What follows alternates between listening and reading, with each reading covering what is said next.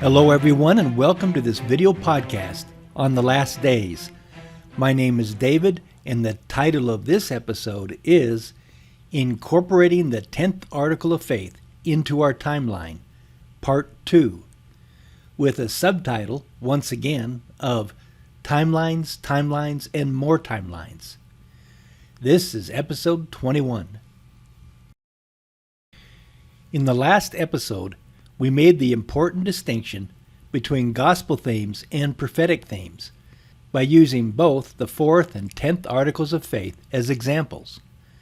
That is, with gospel themes such as faith, repentance, baptism, and the gift of the Holy Ghost as being applicable to every gospel dispensation, and prophetic themes such as the literal gathering of Israel, the restoration of the 10 tribes, and the building of Zion upon the American continent as being applicable to this last dispensation.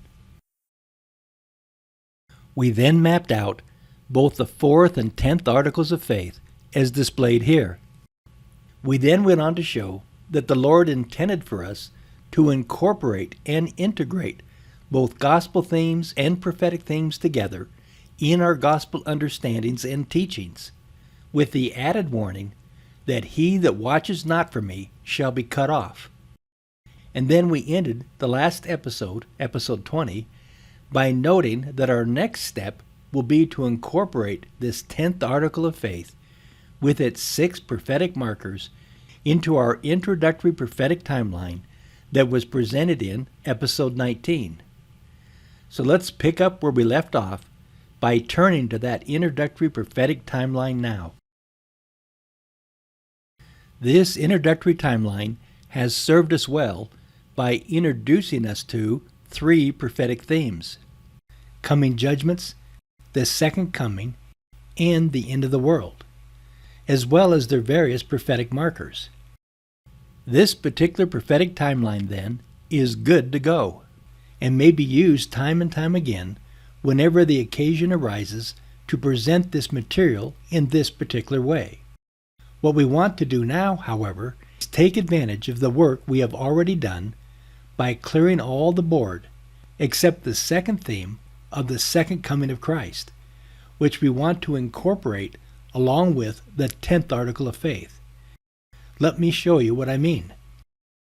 Let us replace theme number 1 with the gathering of Israel, and theme number 3 with the millennium. Next, let's reset our 2 prophetic time frames, beginning with our alpha marker being reset to April 3rd, 1836, which is a key date when it comes to the gathering of Israel.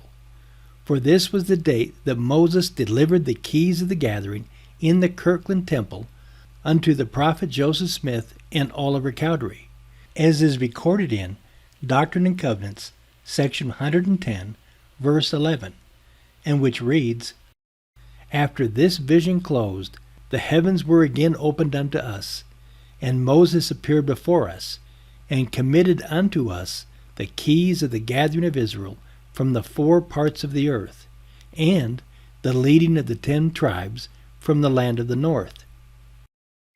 Next, let us reset the omega marker back to our 3000 plus AD, since that matches up with the end of the millennium. Our next move is to pull up the 10th article of faith once more and begin to read off and place the 6 prophetic markers found within this 10th article of faith and in relationship to the second coming of Christ.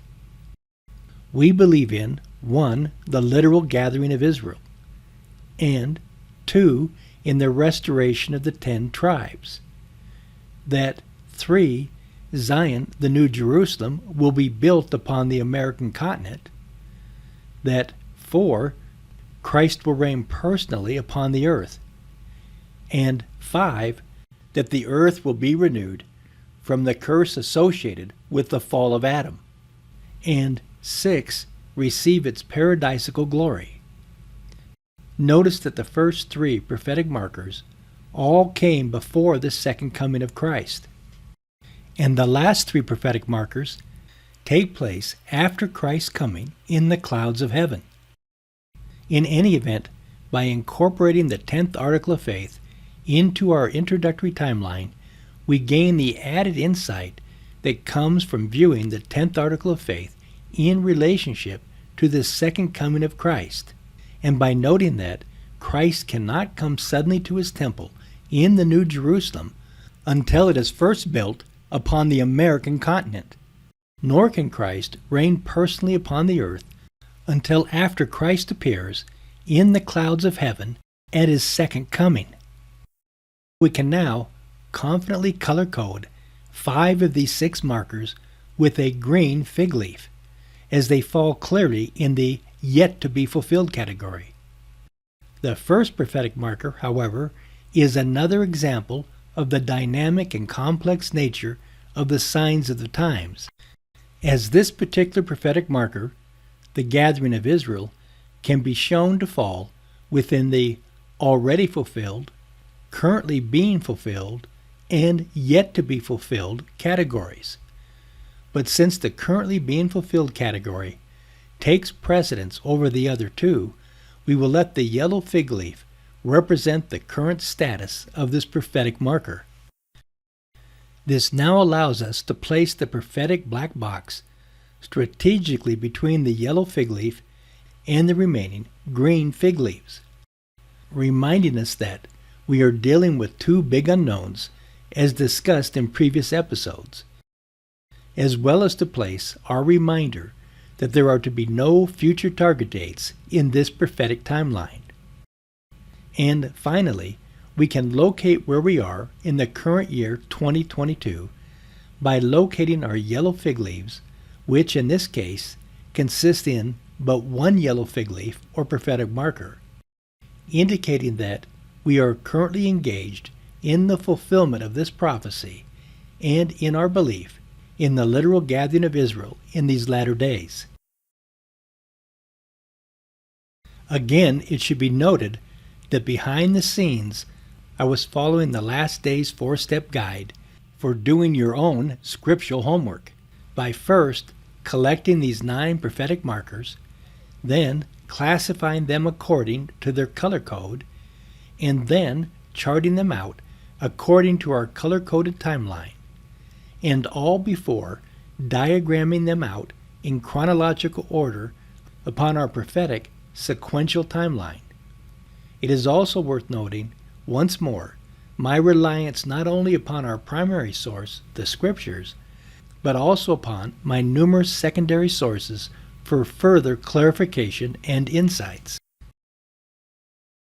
Now, in previous episodes, I noted that when it comes to the second coming of Christ, that our main concern as Latter-day Saints should be with Christ's first appearance among the saints and to the temple in Mount Zion.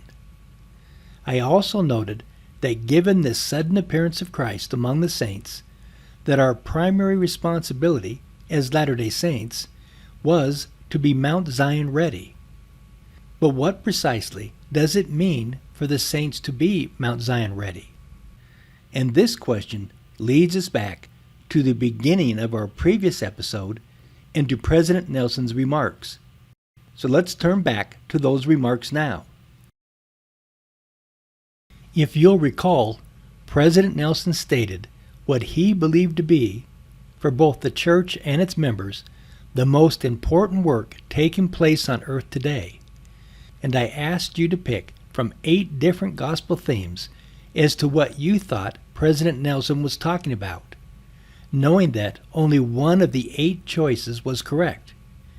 That is, was he talking about building temples, redeeming the dead, strengthening Zion, gathering Israel, preparing for his second coming, perfecting the saints, strengthening the youth, or forewarning mankind of coming judgments? Now, I told you that the answer might surprise you, given the importance of any one of the 8 choices. But the correct answer was gathering Israel. So let me now read what President Nelson had to say about this prophetic theme of gathering Israel in our day. These surely are the latter days, and the Lord is hastening his work to gather Israel. That gathering is the most important thing taking place on earth today. Nothing else compares in magnitude. Nothing else compares in importance. Nothing else compares in majesty. There is nothing happening on this earth right now that is more important than that. There is nothing of greater consequence. Absolutely nothing. This gathering should mean everything to you. Now, if we slip back to our previous slide, we get a better insight into how we Latter-day Saints can, at this particular moment in time, become Mount Zion ready by taking seriously President Nelson's remarks that the gathering of Israel is the most important thing taking place on earth today, and that there is nothing happening on this earth right now that is more important than that, and so forth. Now, what I find particularly interesting and inspiring is that President Nelson zeroed in with these prophetic remarks on where we currently are in this prophetic timeline before us, and which is based on the 10th article of faith and the second coming of Christ. Now, there are 4 major phases to the gathering of Israel, and so before we close out this episode, I would like to alert you to what these 4 phases are, and as to which of these 4 phases President Nelson is referring to. So let's turn to that now. We will discuss the 4 phases of the gathering of Israel in greater detail in later episodes, but for now, I want you to be at least aware of each of them.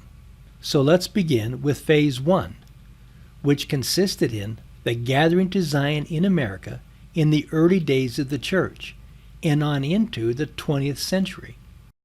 To be precise, it took place between April of 1830 and April of 1955, when a shift took place to Phase 2.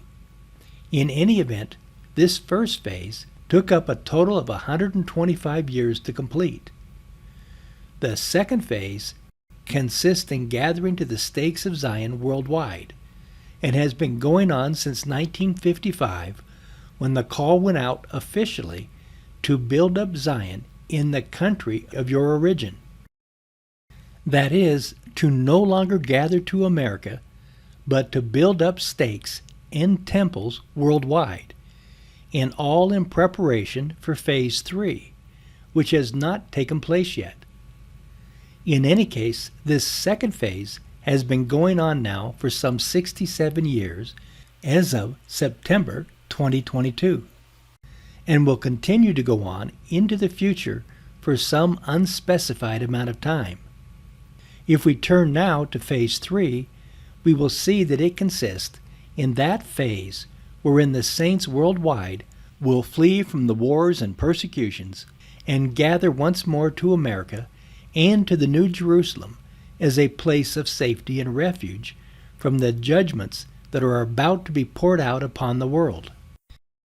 This Phase 3 will continue up until the second coming of Christ in the clouds of heaven, which momentous event will take us on into Phase 4, which is the gathering of Israel, which is to take place during the 1,000-year millennial reign of Christ, including the return of the city of Enoch, and, we are told, the gathering of Israel that is to take place in the spirit world due to the millennial temple work and redemption of the dead that is taking place non-stop 24/7. That is, with temple work being done both night and day until all the work is finished and all of scattered Israel has been gathered. And even if that takes us up to the end of the millennium, or about the year 3000 AD.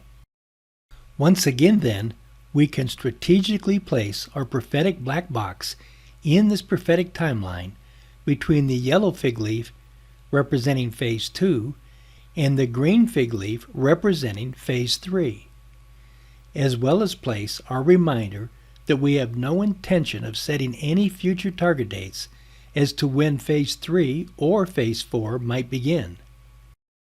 We can also locate where we currently are in this timeline and identify the specific gathering phase President Nelson is referring to as the most important thing taking place on earth today.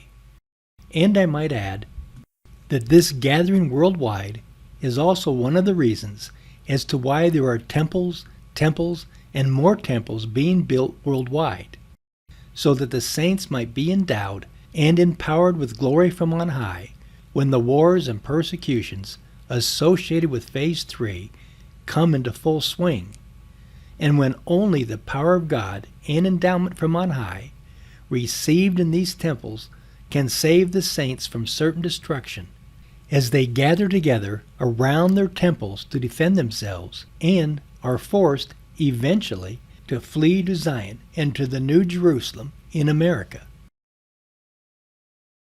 As we wrap up this episode, let me remind everyone that the ultimate purpose or goal of these last days episodes is to do my best to try and simplify, utilize, and popularize these prophetic timelines in our everyday gospel teachings. In episode 19, for example, our introductory prophetic timeline on the last days covered 3 prophetic themes: coming judgments, the second coming, and the end of the world, along with 9 prophetic markers. And in this episode, episode 21, we were able to incorporate the 10th article of faith into this introductory timeline by adding 2 additional themes: the gathering of Israel and the millennium, along with 6 additional markers. And notice how the second coming of Christ was central to both prophetic timelines. And let us not forget, as a final note, of President Nelson's remarks that the gathering of Israel is the most important thing taking place on earth today. We end then with another prophetic timeline alert by noting that the ultimate purpose of these last days episodes is to try and simplify, utilize, and popularize these prophetic timelines in our everyday gospel teachings.